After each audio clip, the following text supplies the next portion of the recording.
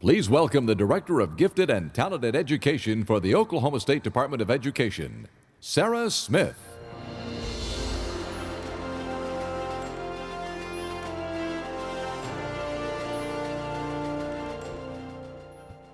Good morning. It is my pleasure to introduce today's keynote speaker. He is a professor of educational psychology at the University of Connecticut, where he also has served as the director of the National Research Center on the Gifted and Talented for the past 22 years. His research has focused on the identification and development of creativity and giftedness in young people and on curricular and organizational models for differentiated learning environments that contribute to total school improvement. A focus of his work has been on applying the pedagogy of gifted education to the improvement of all learning for all students. The field of gifted education has been a leader and innovator throughout the world in the development of such skills as creativity, higher level thinking skills, problem-based learning, and curricular enrichment and differentiation. General education is now adopting these 21st century learning skills for all students. Today, he will examine the theories and pedagogy of a strength-based approach to learning and the practical applications of this pedagogy to classroom practices. Many of you benefited from the program he presented yesterday afternoon. Today, we are pleased to have him here to join us to share his program about learning, leading, and lighting the way, applying the pedagogy of gifted education to total school improvement. Please welcome the director of the National Research Center on the Gifted and Talented and a University of Connecticut Board of Trustees distinguished professor, Dr. Joseph Renzulli.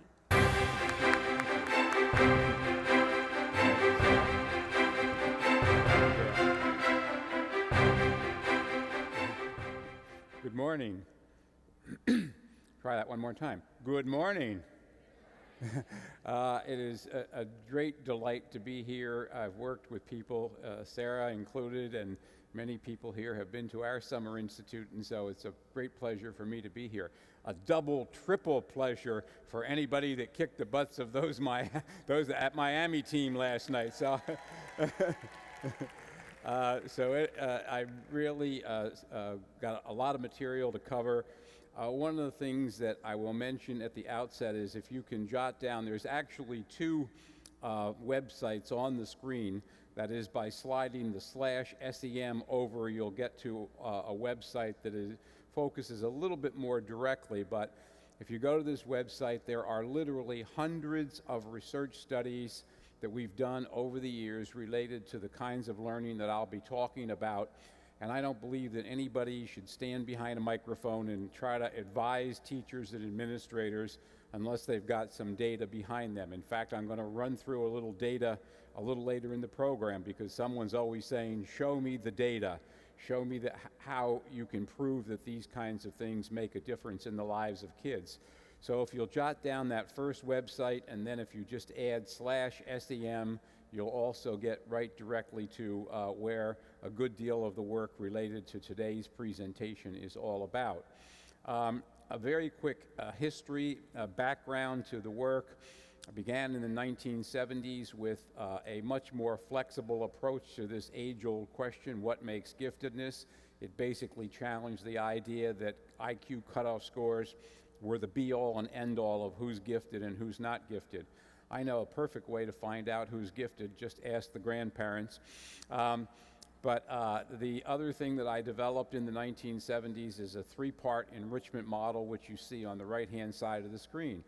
And despite a very rocky beginning, especially since it went against convention in gifted land, these things took root and quickly became the most widely used approaches to identification and programming in all of gifteddom. However, I was still not happy with that because I wanted to give more kids exposure to the kinds of things that we advocate, and so in the 1980s, we fashioned this into a thing that we call the school-wide enrichment model. And one of the things about the kind of teaching that we do in SEM, as we call it, is it's very demanding on teachers' time. And so in the 1990s, with the help of a grant and some venture capital from the University of Connecticut, we developed an online program that makes the work so much easier, and we'll talk a little bit about that this morning. Now, I have to tell you that I'm a latecomer to technology, but I am a firm believer in it. So that's a little bit of the general history and background. The school-wide enrichment model consists of 3 dimensions. The first dimension are service delivery components, the services that we provide to kids. We'll be talking about those things throughout the presentation. Each of these 3 things can be brought to bear on various school structures, which you now see at the top of the screen. And then down the right-hand side of the cube are various things that my colleagues and I have done, including hardcore research over the years that make the implementation of the model easier. A favorite cartoon of mine are these 2 ancient engineers of yore, and they're looking at a set of plans, and one is talking to the other. You recognize that building in the background there, don't you? And he says, "I skimped a little on the foundation, but no one will ever know." Well, I'm a theory guy, although I believe that theory's not worth a dime unless you have practical implications and applications. And so I believe that whatever you do should be built around a series of guiding principles and goals. And the goals of my work, in fact, the way that I define enrichment is 3-fold. Enjoyment, always first. Engagement and enthusiasm for learning. I believe that we know we're doing a good job when those things characterize what we do with kids rather than some of the other things that have become popular these days. I'm going to start with some of those things that have become popular but have let us down. I call it the $3 trillion misunderstanding. We have tried everything to improve achievement in this country, and you'll recognize some of these things. Smaller schools, larger schools, uniforms, no uniforms, year-round schools, the list goes on and on and on. The new kids on the block, Common Core standards, and proficiency-based learning I just read a news article about. I wonder how that differs from competency-based learning, which was a sort of a 70s or 80s kind of a thing. Now, here's the sad part. Research shows that the achievement gap continues to widen in the U.S. and even is dragging down scores from kids at the top. A wonderful article written by a monograph by a former grad student of mine named Jonathan Plucker called Mind the Other Gap. And I think that that kind of points out the fact that in working so desperately hard to grind up scores on low-achieving kids has actually dragged down the scores of all kids. What the research says is that changing school structures, again, longer day, shorter day, takeovers by the state, takeovers by mayors, detracking, all of those things have shown no improvement whatsoever. And I think that our earlier speaker pointed it out. It's all about teaching and learning what happens in the classroom, and that's where my focus will be, I hope, this morning. The educator's dilemma also, we suffer in our field from something that I call initiative overload. So much so that we stop paying attention to a lot of things because we know it's all going to change next year. We're going brain-based next year. We're going habits of mind next year. And these things just keep rolling at us one after another. And again, standards-based anything. I'm sure we're going to have standards-based toilet training for new parents pretty soon. And what this has also done is created this massive paperwork nightmare for teachers, which actually takes away from the time that they should be doing good teaching. I love this cartoon, the 2 scientists in the laboratory, and the caption says, "What's the opposite of eureka? We've tried all of these things and nothing has worked." So let's get back to the basics in the classroom. Here, I'm sure, is the way many of you feel when you walk into the classroom. We're dealing with much larger groups these days because of cutbacks, much more diversity in our classroom. And then the supervisor sticks his or her head in the door and says, "Why aren't you differentiating?" Well, there's one reason why you're not. It's not that you don't know how or wouldn't like to, it's time. And so this, again, is one of the things that we'll talk about when we get around to the technology end of our work. My outline for today, replacing the turkey we're stuck with a counterintuitive approach to addressing achievement. The underlying theory, I'll be thin on that because you're not here to hear theoretical stuff as much as practical applications. And then the role of technology. A few of my favorite quotes by Eisenhower: "Farming looks mighty easy when your plow is a pencil and you're 1,000 miles from a cornfield." We're getting too much direction from outside of the school when we should be creating the kinds of things, and I'll give you some examples of this, right within our classrooms. Thank you. The second, and I have to put this in there because I am a theorist, although a pragmatic theorist, he who loves practice without theory is like a sailor who boards a ship without a rudder and a compass, never knowing where he will land. So one of the things I think is you've got to start with a vision for your school, a dream. Martin Luther King said, "I have a dream." He didn't say, "I have some Common Core standards or some behavioral objectives or some RTI or whatever." I have a dream. So start. What do you want your school to become? And I'm going to give you an example of one of my dreams come true in just a few minutes. And then the third thing, the technology, with the research that we did on our program called the Renzulli Learning System. The University of Connecticut bought it, owned it, and financed it, and named it. But one of the teachers said it's like having a dozen teaching assistants in your classroom every day, all day. An anonymous questionnaire. I don't know who wrote this. But I think that if we're going to do the kind of teaching that I'm advocating this morning, we've got to get right with the use of technology. Now, the three practical focuses of our research and the practical core of our work, the first one has to do with assessment. I believe that, yes, we have to look at academic strengths. I've developed a lot of instruments related to that. But we also need to look at interests, learning styles, preferred modes of expression, and then some what I call co-cognitive characteristics, such as executive functions, planning, leadership, organization, time management, and also some things that relate to kids using their talents to make the world a better place. And I've got a great story on this coming up with you. Now, I have to tell you a story because I was up in Vermont a couple of years ago skiing with my two sons, and we were on a two-person chairlift. So every other ride, somebody had a ride with a stranger. So now it's my turn. I'm riding up with a stranger. You always lie a little bit. You always say you're skiing harder slopes than you really can handle. And then we get around, where are you from? I'm from Connecticut. Where are you from? He's from New York. What do you do? I teach gifted and talented at UConn. What do you do? I'm a school principal. We have a gifted program at our school. Tell me a little bit about it, which he did. Then I went on to say, well, tell me how you go about identifying students for your program. And he said, we use this god-awful thing called the Renzulli rating scale.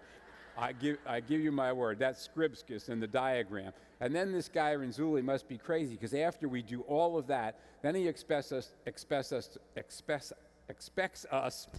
to rate the kids on learning styles, interests, expression styles. I mean, the man's crazy. So anyway, now you get to the end of the lift, you know, you're pulling down your goggles and then you ski down the ramp. How do you get somebody to ask you your name? Sure, yeah. What's your name? I even remember it. Tony Rosano. He said, what's your name? I said, oh, it's right here on my ski badge. He looks at the badge. He looks at me. He could have set an Olympic record going down the Bromley Mountain that day. But I learned something, and I learned that, in fact, by developing all these things that I love very, very dearly, that I actually create more paperwork for teachers. And so I was on the phone the next day calling my tech friends at UConn saying, can you meet me tomorrow morning, 9 o'clock? And that's when we actually started to take so much of this work and digitize it, and we'll be talking about that later. And that's part 3 of this diagram. Part 2 we've already mentioned. Now, I want to talk a tale of 2 schools. And the first school is a school that I started in Queens, New York. It's a very diverse population. It's a community school. If there's any empty seats, they have a lottery. This fall, there are 700 names in the lottery, and the parents are protesting. It's a middle school, 5 to 8. The parents are protesting, can they extend it to be a high school? But I was there less than a month ago, and I met a little girl named Samantha. And it was during their advisement period, and they were talking about, Samantha's an 8th grader, next year. And Samantha's going to LaGuardia High School in New York, one of the most competitive high schools in the city. And I said, well, what did you do to audition? It's an arts school. And she said, I didn't audition. I read from my book. And then she told me about her book, which you see on the screen, Samantha, the Life. Did I say Samantha? Her name is Georgia, excuse me. The book is Samantha. Samantha, the Life of a Slave Girl. And I said, wow, that sounds interesting. And here's a picture of her on the back of the book. And I said, boy, I'd like to see a copy of your book. And she said, well, you can get it on Amazon. And there it is on Amazon.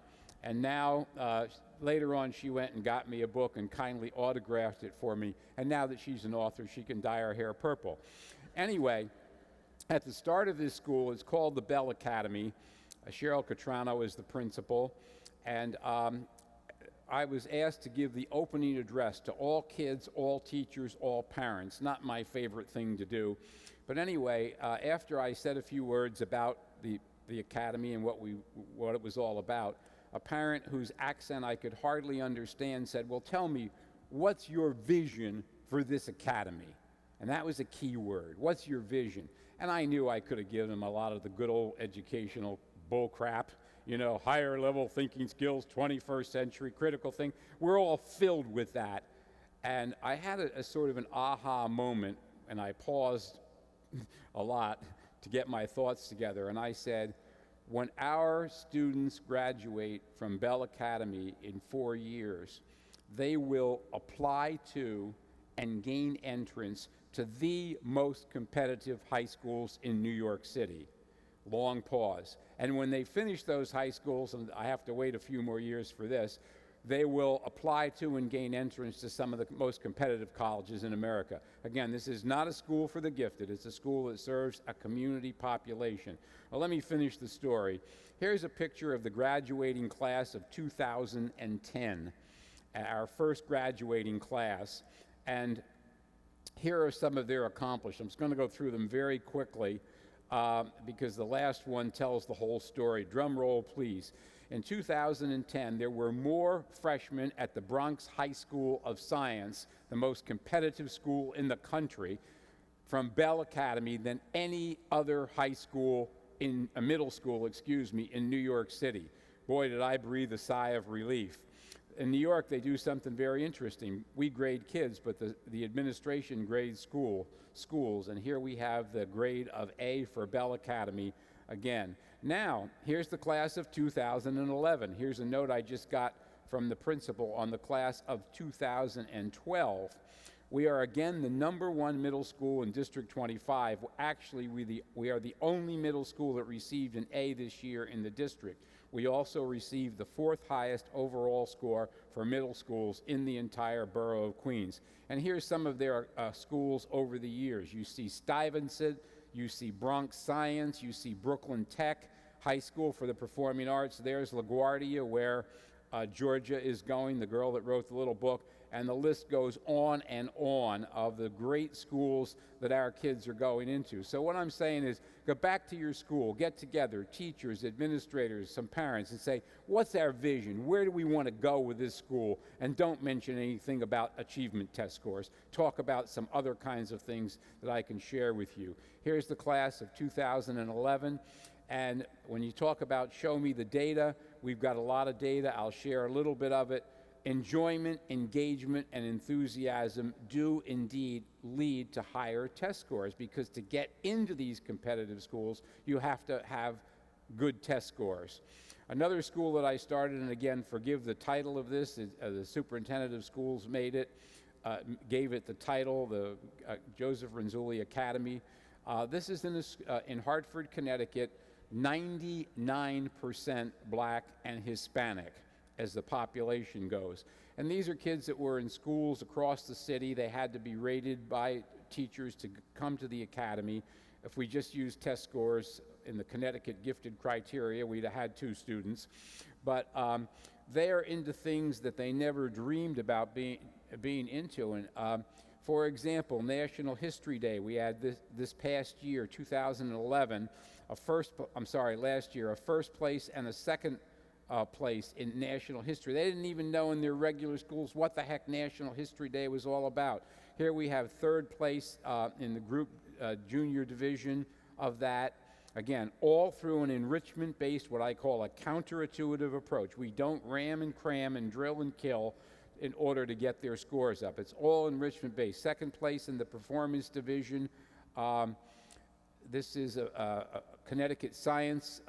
No, this is still History Day, I'm sorry. Here's just some of our kids. I love this one, Larry.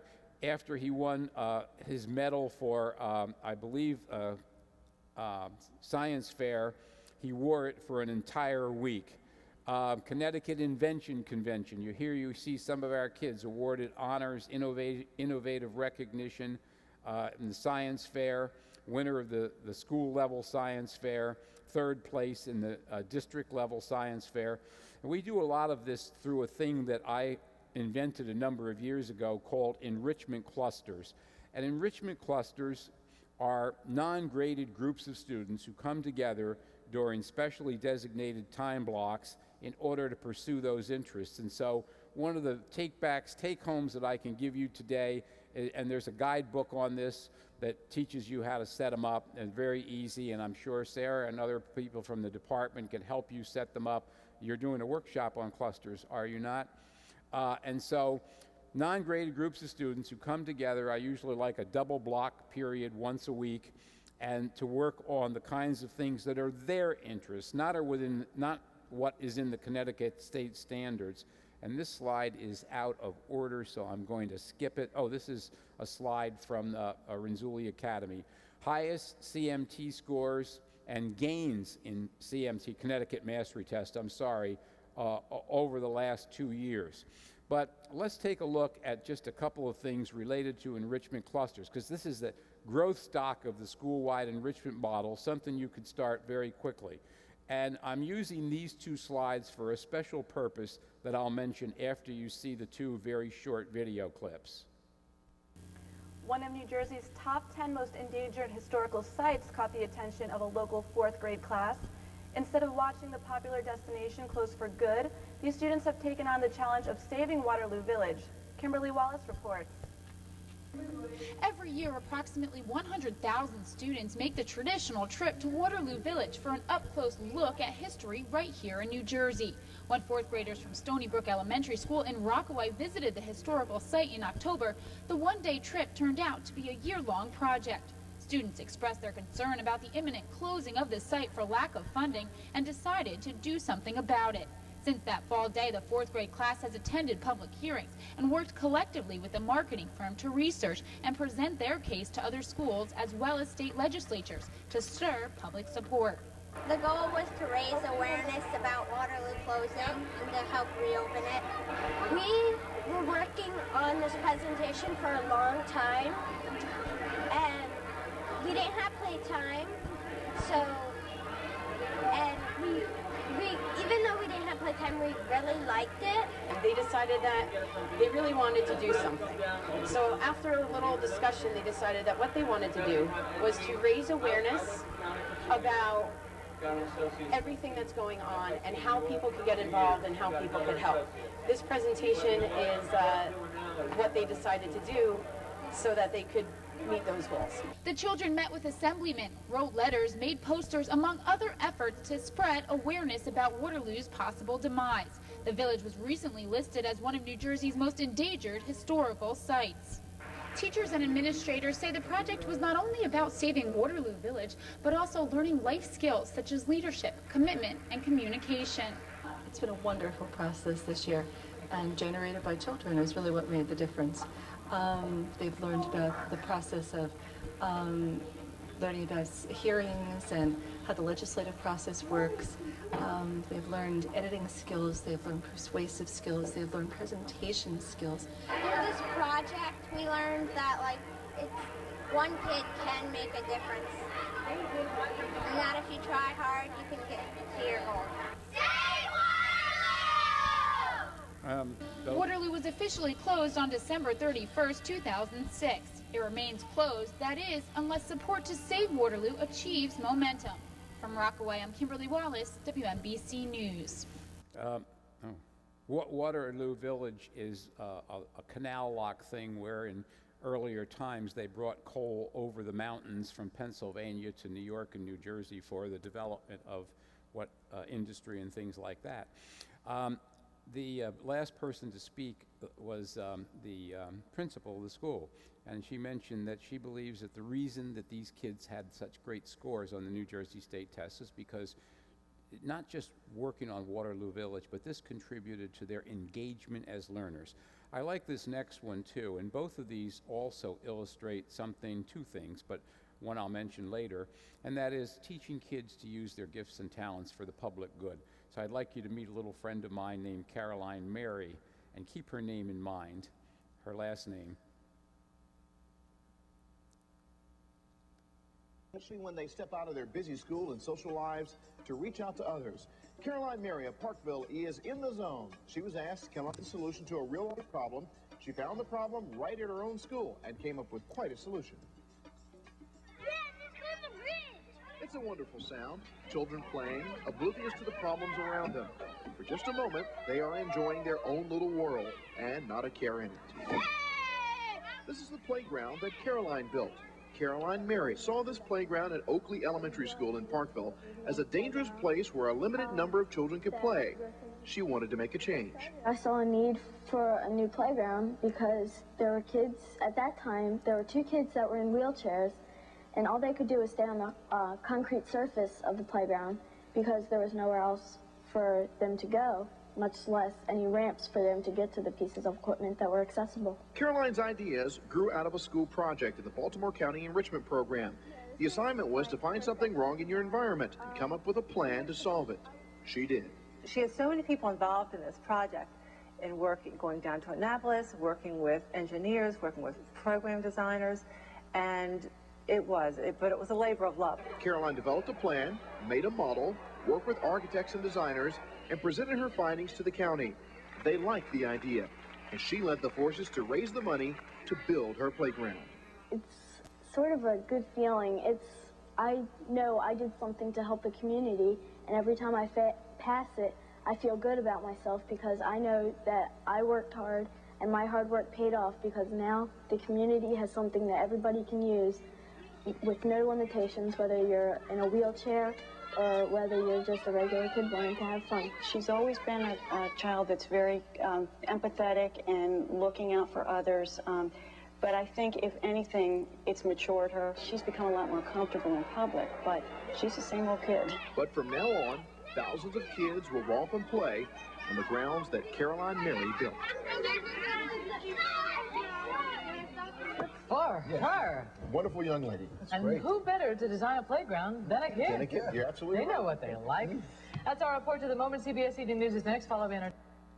Okay, now a couple of things. Again, I love this because it shows that kids are contributing to what I call in my research social capital, making the world a better place. But the other reason I shared these two, and I've got 100 videos like this, is they were both evening news. And I think that one of the things that we've done is that we've led the general public and parents to think that the only thing important about our schools is our achievement test scores. And so let's let them know that these kinds of things can also happen in schools. Make friends with your local news reporter. Get them in to see what kids are doing. I think it's very important that we see these kinds of things. Let's have a video clip that the real estate agents carry around. They carry around the test scores of the various districts. Let's have them carry around some other things. Now, again, I'm going to go through these next slides very quickly, but people are always saying, well, we think that's a good idea, but let's form a committee on that. Instant death. It will never survive. Or the second is, well, we think that's a good idea, but show me the data. I'm going to share data with you from just a few schools that shows that an enrichment approach can improve achievement. This is a school in Hartford, Connecticut, again, a very low income school. And pay just attention to the two bars at the left. We see over the years 97 to 2004, everything I do is research-based. Over those years, we see increases, especially notice our free and reduced lunch kids. In this next slide, lower is better in the blue slides, and that they were so low that the blue didn't show up on the Asian and black populations, but that's the number of kids in the remedial band. When the principal, whose name is Peg Beecher, presented this at the Board of Education, she had a standing ovation. This is the reduction in the achievement gap. The next school is on the Lower East Side in Manhattan, not far from where the World Trade Center is. 90% of the kids in this school live in public housing. We were able to gather data on school-wide enrichment there starting in '99, going through 2008, and here you see remarkable increases in ELA, English and Language Arts, even more remarkable increases in their mathematics test scores. And of course, they got their A too. And by the way, all of these principals are the teachers in our Principals Academy that we have at our Summer Confortute program. I don't invite professor types to teach. I invite working principals and how they made their schools. And they also got their A in 2011. This next school is in the South Bronx. It is the lowest lowest income congressional district in the country. And here we used our online program, Renzulli Learning, over a couple of year period. And here we see the increase in New York, the kids are rated 1, 2, 3, and 4. We see an increase in 3s and some 4s, a lower number of 1s and 2s in English and Language Arts, and also, again, in mathematics. The principal there is Dom Cipollone, and he also got his A. Here's another school. Basically, this is a more suburban school in Long Island, Syosset, New York. We see, again, from 2002 to 2005, during our data gathering period, we see remarkable increases in levels 3 and 4 compared with school districts in the same SES group. And here's the math scores, here's the science scores. I saw that motivation for learning grew when students were engaged in their work and had a real purpose, was created for an audience beyond the teacher and resulted in a tangible product. I am convinced that this kind of learning is what contributed to our gains this year on the Connecticut Mastery Test. Now, one last thing that I would like to share with you is a gold standard research study done by a professor at the University of Georgia. First of all, what does gold standard mean? It means pre-test, post-test control group, but also random assignment of both students and teachers to the experimental group that used Renzulli Learning and the control group business as usual. Now, I'm a researcher and I know how to make my data work. Give me the best kids, give me the best teachers, and I'll show you scores through the ceiling. So random assignment means that you're taking some chances, but in any case, and by the way, this study, you can download it. It's in IJET, the International Journal of Emerging Technologies, if you want to show the more detailed data. But here are the results from this study that was conducted over only a 16-week pre-post period in Atlanta and a couple of schools in California. Notice 147% increase in reading comprehension, 40% increase in science, and it goes on. So again, I share with you the counterintuitive approach. Enjoyment, engagement, and enthusiasm can in fact improve school achievement. And guess what? In these schools, it also influenced the dropout rate. The dropout rates went down. Get kids engaged and they'll stay. Now to our outline. Replacing the turkey we're stuck with a counterintuitive approach. We just have to stop investing in failed approaches. All of the research on NCLB has showed that it's made no difference. Duh, let's then stop banging our head against the wall. We're going to cover these 3 points. So, some of you have heard of this, the Law of Unintended Consequences. Here's something on a positive side. The royalty in England and Europe set aside these vast hunting preserves. Remember the story of Robin Hood? And for their own personal use. Well, guess what? As a result of that, we now have some of the most beautiful and notable parks throughout Europe. So that's a positive unintended consequences. Here's a negative one, Prohibition and the war on drugs. It contributed to large-scale organized crime, which we're suffering with today. But fortunately, they repealed Prohibition. But even today, you read about the drug wars and all that's going on with the use of drugs. Now, requiring schools to administer standardized tests and created penalties for poor performance has resulted in an overemphasis on test prep, demoralized teachers. The two recent national reports shows that the morale of the profession is as low as any time they've measured it, because we're prescribing teachers to death and thereby lobotomizing them. And so anyway, now, believe it or not, I believe in NCLB. Okay, you with me on that? We're boring kids to death, so let's turn in a different direction.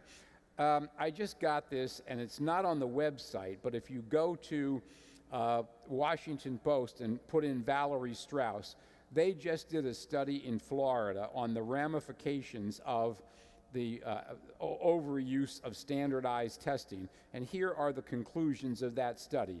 It takes hundreds of millions of dollars away from needed instructional resources.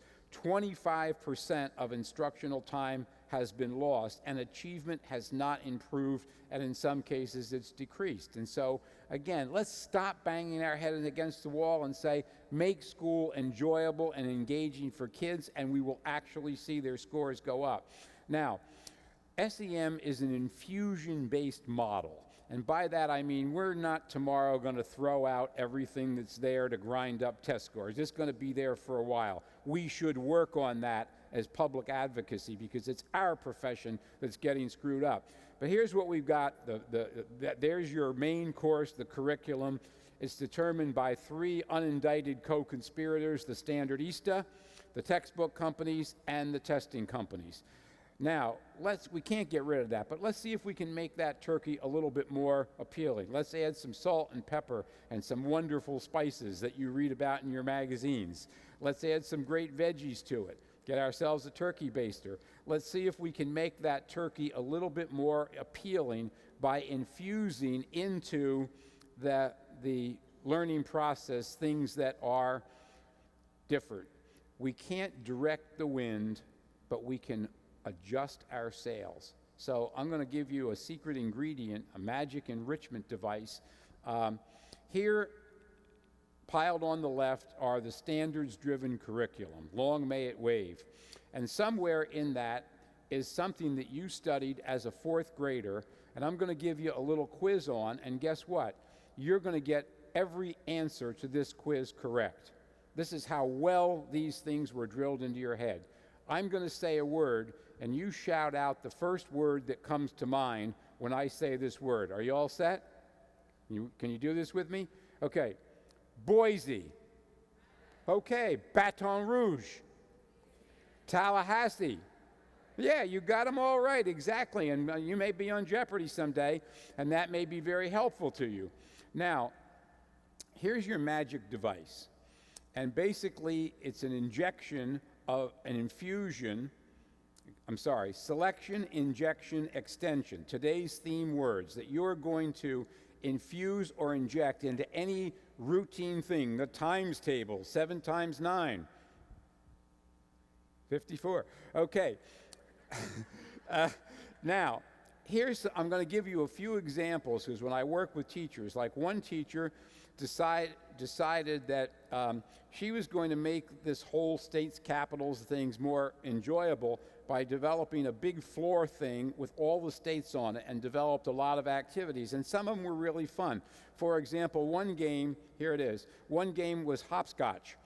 If you hopped from one I state to another, you got a point. So from Indiana to Illinois to Iowa was very easy, but you got 5 points if you could hop all the way to the next I state, which is Boise, Idaho. So here's the rules of the game that I use in working with teachers. Not always a single predetermined correct answer. So much of school is the right answers. something kids do rather than sit and listen to, something that is fun for most kids, something that has various levels of challenge and can be extended. Now, the next slide is 5 minutes of responses when I asked a group of teachers in Florida to come up with ways that they could jazz up teaching states and capitals. I love the first one. This is all minority school. She said, our kids hate the state song, which we have to sing at assemblies. They want to do a rap song, travel games, route planning, a Who Am I game, a Jeopardy board game. So not every day, not for every activity, but what can you do to make it more fun? My daughter, at the ripe old age of 8, decided she was quitting school, and after she was dropped off, she started walking home. We got a phone call saying, you didn't call that Liza was going to be absent today. And my wife said, we dropped her off. My wife turned around and sped back, and there's Liza walking the half a mile down a busy road, and she said, I've had enough of this crap, I'm not going back. She was crying. We took her back to school, and she was in the principal's office, and this principal's a wonderful person. Almost every new idea I've ever had, she has let me try out. Her name is Norma. And Liza was sitting there, and she said, yes, Mrs. Fisher-Doran, but shouldn't some of it be fun? With tears rolling down her cheeks, and I had a few tears, and I learned something that day. Here's a few examples I saw in a math class, times tables. 8 times 8 went out the door, came back married is 64. 9 times 3 went to heaven, came back to earth as 27. The teacher did limericks. There once was a number named 8 who thought it was something quite great, etc. She did cinquain, numbers added together, can be multiplied, saves time, faster. Here's a class in Alabama, I believe, that the upperclassmen did a thing called the American Experience and then went around and got kids in 4th and 5th graders to participate. Here's a young girl playing the role of Sojourner Truth, trying to make history come alive rather than just simply memorizing the states and capitals. Faculty members developed a year-long curriculum integrating language, arts, and history. Wonderful. Here's an extension one that we did at the Renzulli Academy called the Wright, W-R-I-G-H-T, Flight.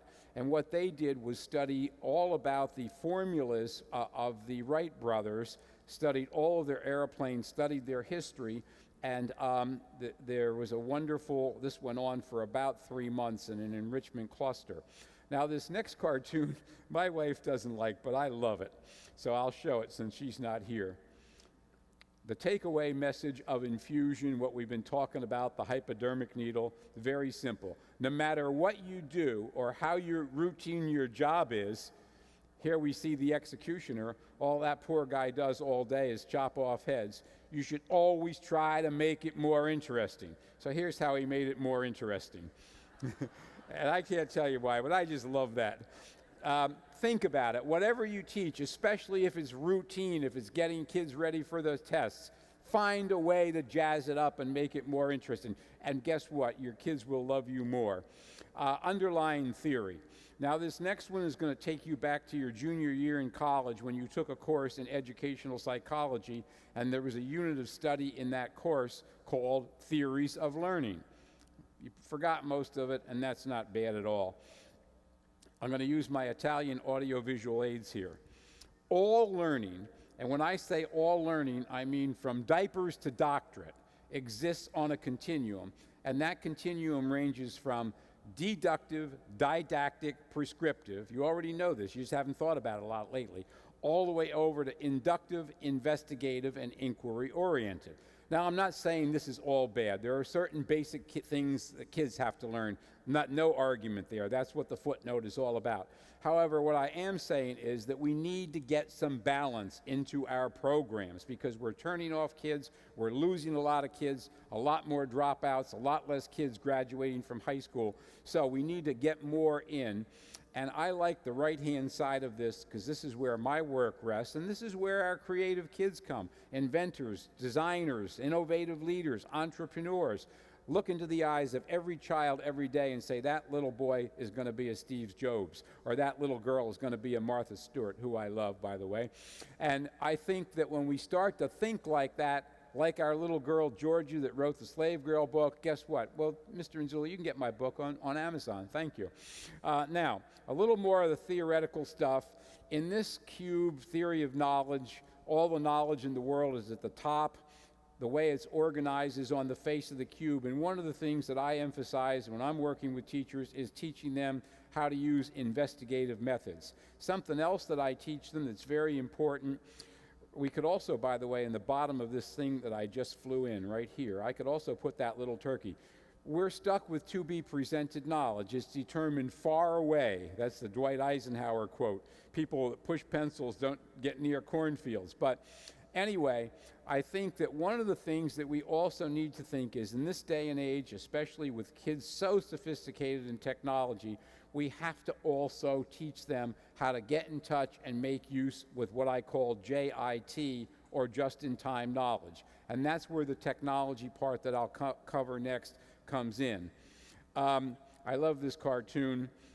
Student talking to teacher on book report day. The teacher doesn't look too happy, does she? And he says, I didn't actually read the book, but I did play the video game loosely based upon it. So we're working with a different brand of young people these days, and so we need to get with it in the use of technology. Now, one last, I think, theoretical thing. This is the way that we organize schools, regular classrooms where we can do some infusion, enrichment clusters, extracurricular activities, things like that. And this is the pedagogy that I am trying to infuse into these situations.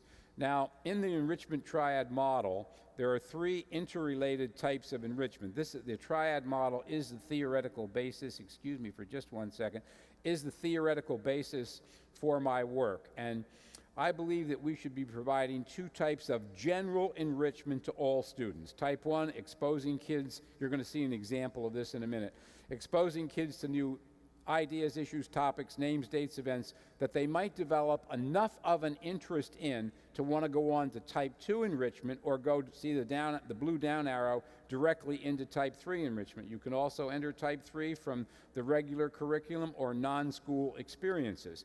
Type 2 enrichment has to do with 21st century skills which have been around in gifted land forever, thinking skills, creativity, critical thinking, and again, investigative methods you saw on the earlier slide. And how we cover that I'll get to in a minute.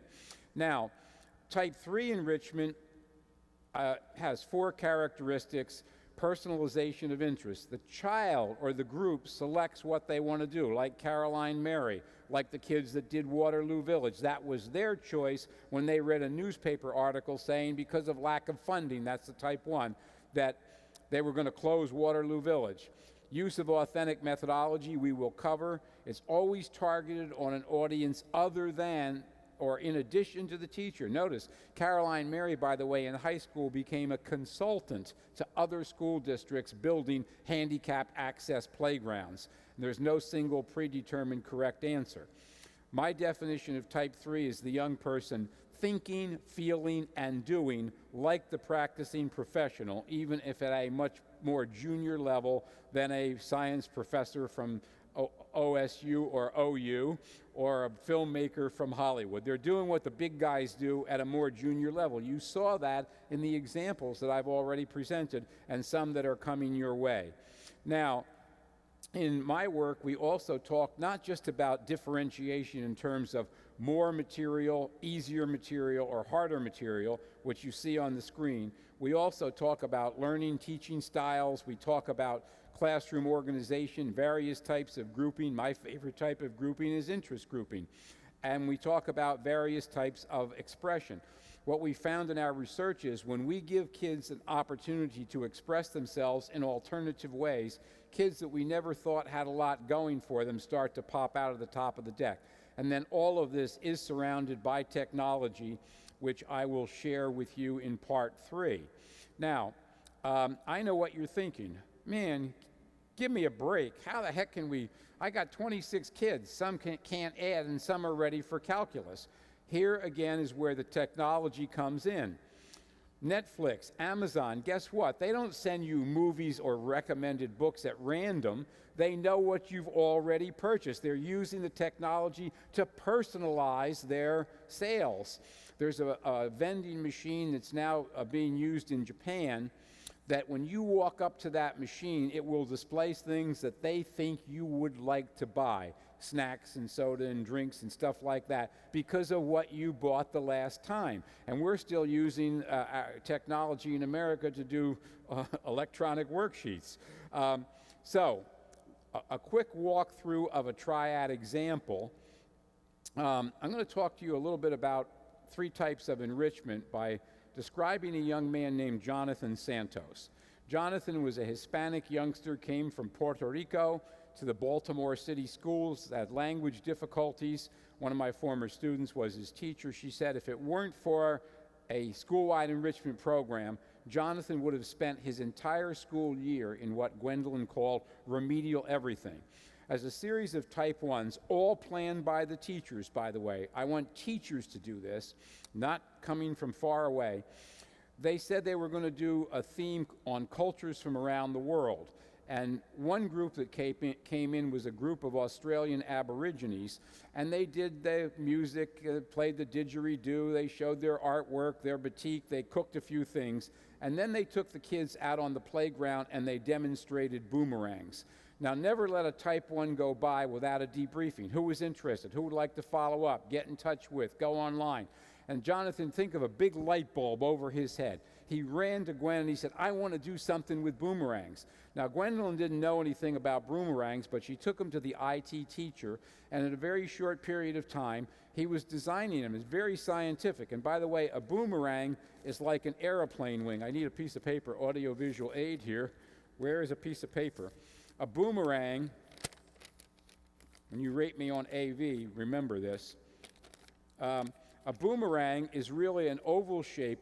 It's fat at the front and it tapers off, and that's what gives it its lift. So if you make it wider, it will stay up higher. If you make it narrower, it will stay up longer. If you make it narrow, and Jonathan's doing all kinds of research on this. Now, all of a sudden, this struggling reader is reading, get this, college-level books on aerodynamics. Sure, he needed help. He had to look things up. Don't we want kids to do that? And pretty soon, here's one he did that is shaped like a helicopter. It returns by fluttering gently down from overhead instead of whipping around behind the thrower. So he's trying all of these things, and now he read, I can give you almost verbatim what he read. The oval shape of an airplane wing that produces its lift during flight causes a swirling vortex of air out at the wingtips that inhibits lifting, and planes use up to 40% of their fuel to combat that effect. Light bulb number 2. Jonathan ran to his IT teacher and he said, man, could we do something about this? So they started putting little fins on the boomerang. The only thing is that scientists have to measure, and they couldn't measure anything. So they switched over to model airplanes. With the help of a friendly junkyard man that gave them a fan and a motor, they built a wind tunnel, which is what the Wright brothers are remembered for, by the way. And pretty soon, his experiments showed that he could improve fuel efficiency in model airplane engines. He won the Maryland Science State Fair hands down. He went back and worked on it for many, many more months. He entered it in the International Science and Engineering Fair. He beat 560 finalists from throughout the world. He and his sponsor, the IT teacher, got free tickets to the Nobel Prize ceremonies in Stockholm, and he won a full college scholarship. And he went on, in fact, to become an aeronautical engineer. When I was a kid, airplane wings looked like this. When you go to the airport today, they look like this. They've got these fins on the end. They're even now putting them on wing cowlings. Jonathan Santos. Here's his winning design. And so there's an example. Type 1, the Aborigines. Type 2, the books that we got him, the how-to books on aeronautical design. And Type 3, the project. So how do you make kids think, feel, and do like practicing professionals?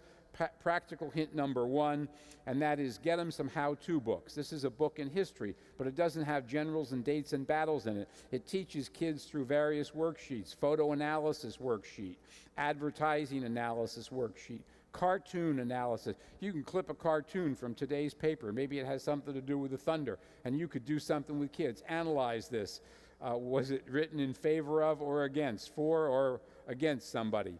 Debate score sheets, promotional materials, document analysis worksheets, scrapbook readers' reviews. All of these kinds of things are things that real live historians do.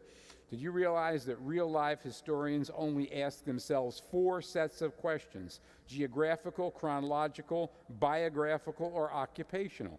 And these books teach kids how to do real history. Now I'm going to go through these next slides real fast, but they're all over the place, how-to books. In every if you want to, we have a whole database on them in Renzulli Learning, but jot down creativelearningpress.com. And I love the title they gave to their how-to books. It's called Mentors in Print. If you can't get a real live scientist or filmmaker, you can get what they wrote. Every area. Plays for young puppeteers. I love this one on the left here. Kids Guide to Social Action. Teaches them how to do petitions, write proposals, interview public officials. Here's one on museums. This is a group of kids I work with in Metairie, Louisiana, that developed a tolerance museum. Here's a group of kids that I work with in Hall County, Georgia, Museum of Inspirational Learning. Kids do all kinds of things, and they take over the museum for a marking period, set things up, then other kids from other schools visit. How to write a poem, keep that in mind. Elements of storytelling, my backyard history book. They go on and on. Here's one in fashion design. Several in fashion design, actually, that teaches kids not just how to needle and thread, but all of the concepts that fashion designers use. Great story here. A teacher said, I can't do anything with this group of girls. I call them the mean girls. All they care about is their makeup and their clothing. This is a junior high group. And I said, well, what? Tell me about them. All they care about is fashion. I said, work on fashion. These kids did a wonderful series called A Century of Couture, where they each subgroup took a decade, and they studied fashions throughout the 20th century, starting from the 1900s, 10s. A lot of research, a lot of background information. This is the beginning of the one from the Roaring 20s. When I met with these girls, they said, Mr. Renzulli, did you know that the economy goes up and down with hemlines? I thought, interesting. Here's another thing from another school that came from this on fashion. This is a young couple that won a grand prize for duct tape. Everything that they're wearing, including their shoes, didn't ask about underwear, is made of duct tape, and they actually won a prize. Lots of them on cartooning. I'm going to skip through some of these just because I'm running a little bit late.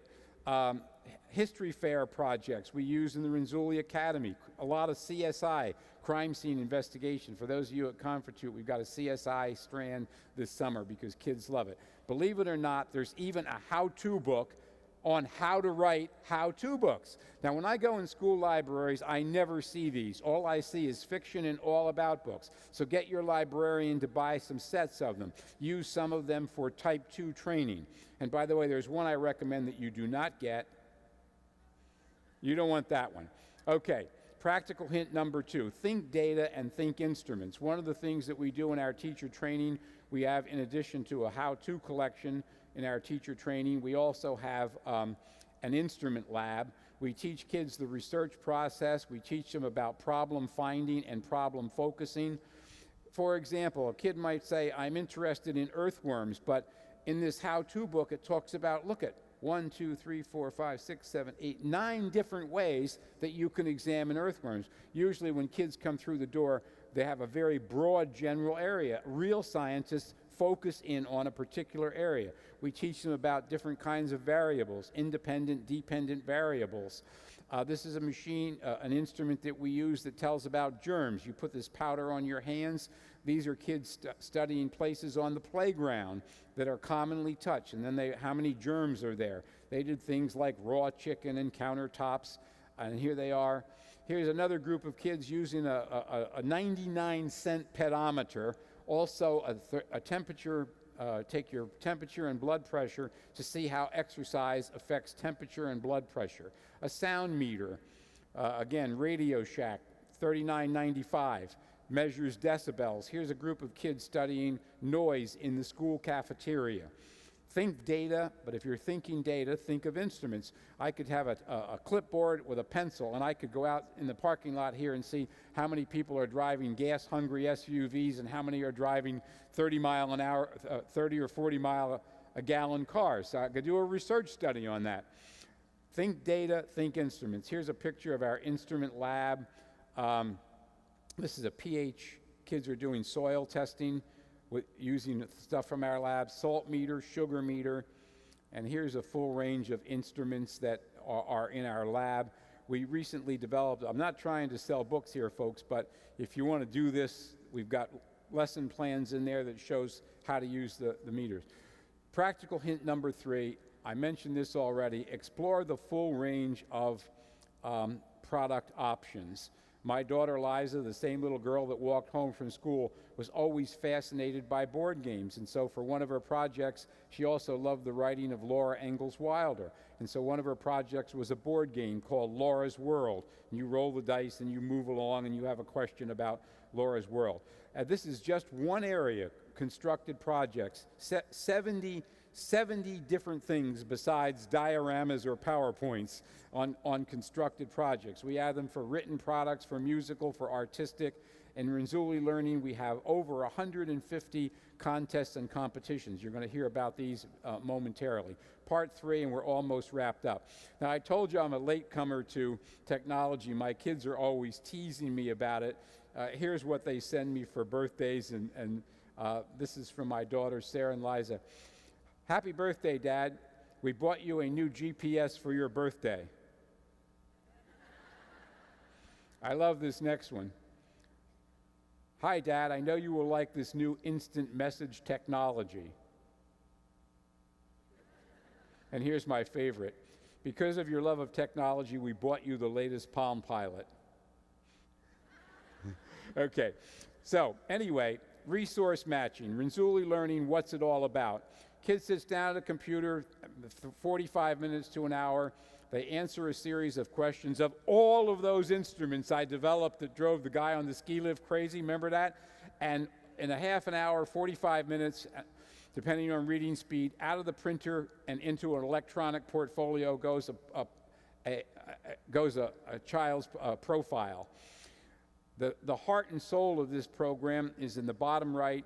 It's a search engine that searches through about 40, we may be up to 50 now, we're always adding new resources, 40 or 50,000 resources that match the student's profile. So this is true personalization, and this is a one-of-a-kind. Nobody else has yet done this. They've done it with skill sheets, but not with enrichment materials. So let's meet a little girl named Valerie, and she'll explain how it works to you.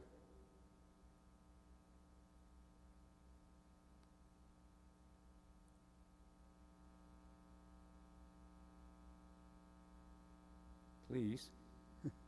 Hi, my name is Valerie Stickles, and I'm a 6th grade student. I am one of the people who tried out this Renzulli Learning website, and it was a really great website. I got my profile back, and I am one who loves poetry, and I really love poetry, and on my profile it actually said that I loved poetry, and so whenever I went on to my critical thinking or books, it was going to be all about poetry. I also like drama, so it had a lot of stuff on acting where I could learn about acting. I also like math, so when I went...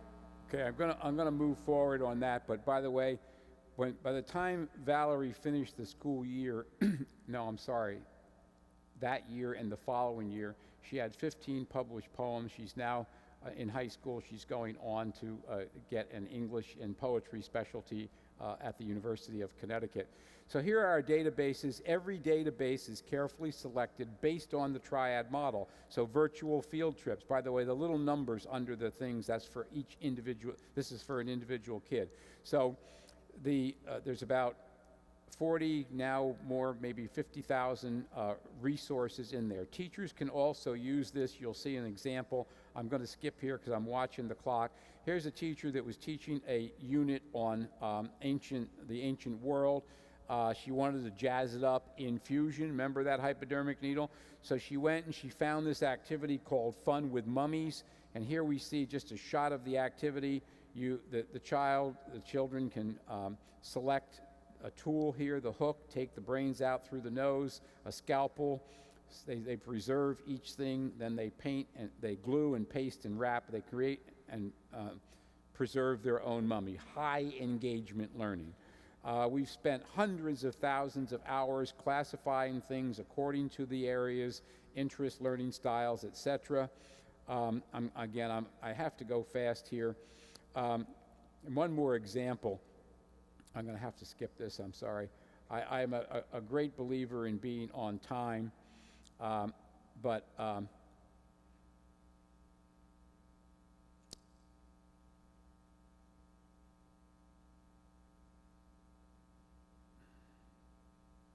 so here's a profile. This is for Lynn, a 5th grader. Primary interests are in reading, in social action, and in writing. Some of the resources that were found for Lynn was a contest called Courage in Student Journalism, which she did in fact enter. Now here is a book, a nonfiction book, that Biladad Kagi, Voice of the People, about a young man in Kenya. Here's the same assignment on freedom. This is Frank, technology, history, social studies, and what we found for Frank was a board game. It's based on the Underground Railroad. It's a strategy game that teaches thinking skills, critical thinking skills, called Escape to Freedom. So the same topic, freedom, but 2 different things that went to those kids based on their profile. Also for Frank, did you know that the Library of Congress has thousands of hours of recordings by former slaves that they collected over the years? This will illustrate how it works as quickly as I can to wrap this up. I never like to encroach on other people's time. So all of these things, based on their profile, can go into kids' heads. Finally, those words you're happy to hear, it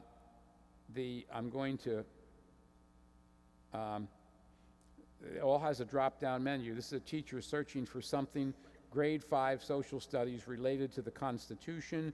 A lot of different choices. You can write an assignment. You can send it to 1 kid, 5 kids, several kids. And here I want you to notice that the top row, my daughter used to have a theory of education called must-dos and can-dos.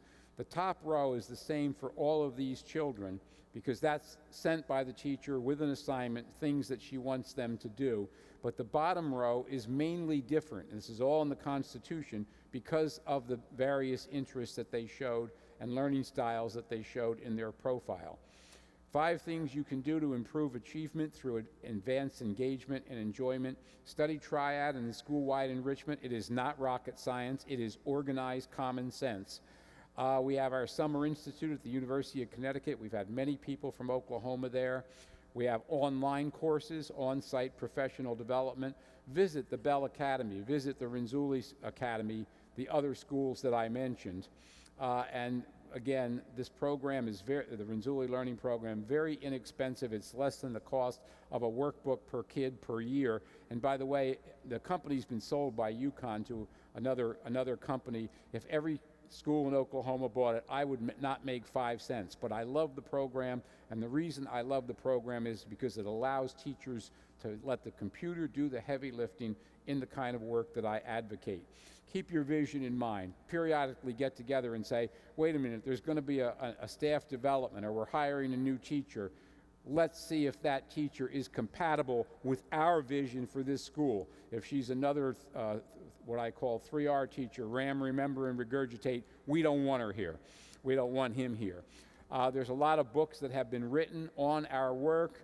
And again, I'm not here to sell books, but if you want to do enrichment clusters, here's a great book, the Think Data book.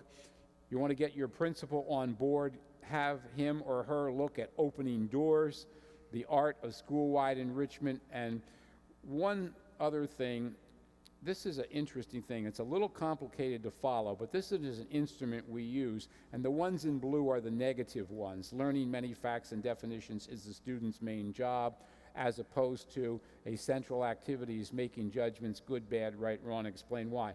Now, in this thing, actuality, reality is in the eyes of the kids. The teacher fills it out twice.